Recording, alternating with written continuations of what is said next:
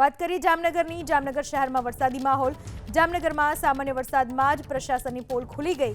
જામનગર કોર્પોરેશનની બાજુમાંથી પસાર થતા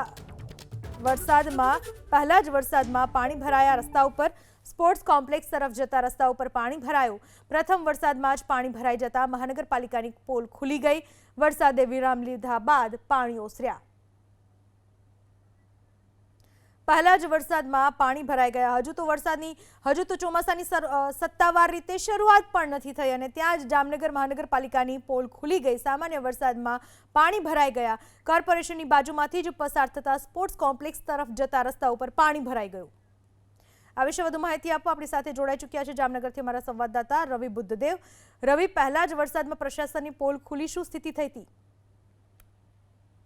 જો વાત કરવામાં આવે તો આજે સવારે જામનગર શહેરના વાતાવરણમાં એકાએક પલટો આવ્યો હતો અને શહેરના કેટલાક વિસ્તારો છે તેમાં વરસાદી ઝાપટા છે તે જોવા મળ્યા હતા. જાણવા મળી રહ્યું છે 1.5 ઇંચ જેટલો વરસાદ છે તે શહેરના અમુક વિસ્તારોમાં નોંધાયો છે.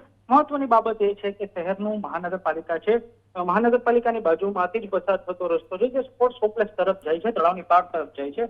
ત્યાં સામાન્ય વરસાદ હોય કે વધુ વરસાદ હોય ત્યારે ત્યાં પાણી છે તે ભરાઈ જતા હોય તેવા દ્રશ્યો જોવા મળે છે. આજે પણ વધુ એક વખત આ દ્રશ્યો છે કે જામનગર મહાનગરપાલિકાની બાજુમાંથી પસાર થતા એક રસ્તા પર જોવા મળ્યા હતા. જી, આભાર આપનો તમામ માહિતી બદલ.